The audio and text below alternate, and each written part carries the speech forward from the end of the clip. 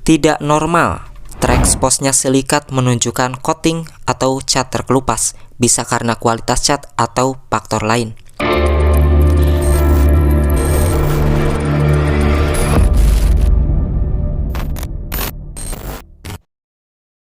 Ya, kali ini kita akan update lagi mengenai Honda yang mulai melakukan tindakan-tindakan lagi. Kemarin kan sudah melakukan investigasi dan mengumumkan hasilnya bahwasanya rangka esap yang masih baru itu bukan karat dan juga itu adalah sebuah silikat normal menurut Honda. Dan ternyata tidak sampai di situ saja, di sini ada tindakan-tindakan yang dilakukan oleh pihak Honda itu sendiri.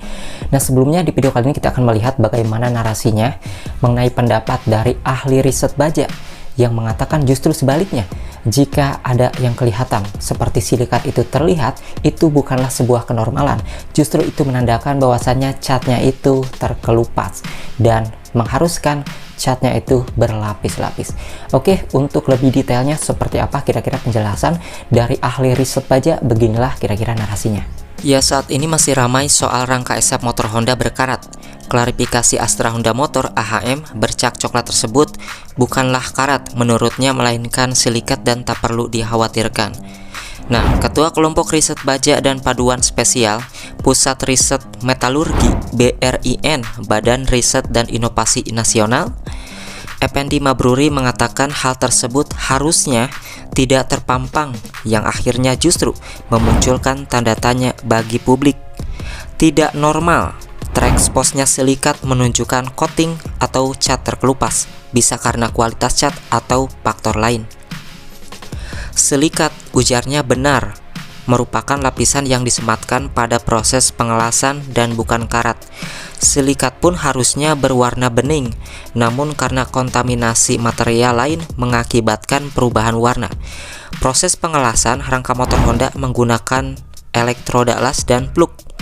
Adapun fungsi plug ini melindungi logam las cair agar tidak terkontaminasi dari lingkungan sekitar. Komposisi plug ini berupa karbonat dan silikat, maka dari itu silikat bukan karat. Sementara karat terbentuk dari oksidasi, yakni reaksi logam ketika bercampur dengan udara dan air. Effendi juga menuturkan proses pengelasan yang baik harus mengikuti prosedur yang ketat, sebab bagian rangka yang disambung menggunakan las merupakan area yang paling rentan korosi. Bagian antara material filler, las, dan dasarnya itu paling rentan, makanya bagus dilapisi silikat coating. Cuma kemarin dilihat terkelupas ya, harusnya itu ditutup dengan cat. Kalau terlihat berarti catnya sudah terkelupas. Sebetulnya setelah silikat coating ada intermediate layer, kemudian dicat primer untuk melindungi dari korosi. Jadi harus berlapis-lapis, ungkap Effendi. Selain itu, Kepala Kelompok Riset Korosi dan Teknologi Mitigasi Pusat Riset Metalurgi BRIN Gadang Priyotomo juga menambahkan, aspek perlindungan cat tidak hanya kurang cukup melindungi secara penuh terhadap korosi atau karat. Hal tersebut diminimalisir dengan aspek desain atau konstruksi yang tidak membuat celah atau jalan terjadinya korosi saat pemakaian. Sebagai contohnya, sambungan pres 2 plat yang dilas titik. Jika ada gap pada sambungan tersebut, kemudian adanya udara dan uap air masuk ke dalam sela-sela sambungan pres di mana tidak ada perlindungan cat, akan berpotensi menimbulkan korosi yang melebar dan merusak cat di sekitarnya. Gadang pun merekomendasi pabrikan untuk mengevaluasi desain rangka esap khususnya bagian rawan korosi pada celah-celah sambungan pres plat, bagian pinggir, dan lainnya. Fenomena korosi di konstruksi manapun, bagian las merupakan bagian yang rawan terjadinya korosi akibat dua daerah yang berbeda, logam dasar dan bagian zone atau galvanis corrosion. Ia pun menyarankan pihak AHM mengetes kembali full frame dengan uji-uji standar korosi, misalnya uji kabut garam, uji kelembaban, dan lain-lain untuk selanjutnya dievaluasi kembali.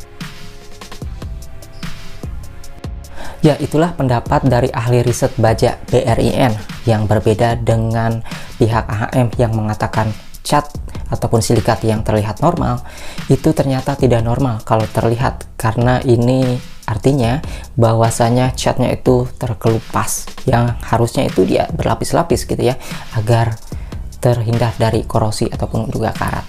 Nah, kemudian di sini juga pihak AHM ini sudah mulai proaktif. Jadi pihak AHM sudah melakukan investigasi, yang dimana pihak AHM ini melakukan riset juga ya, ataupun melakukan DM, ngechat, menghubungi orang-orang yang mengunggah video-video tentang motor keropos ataupun juga karat ataupun juga patah.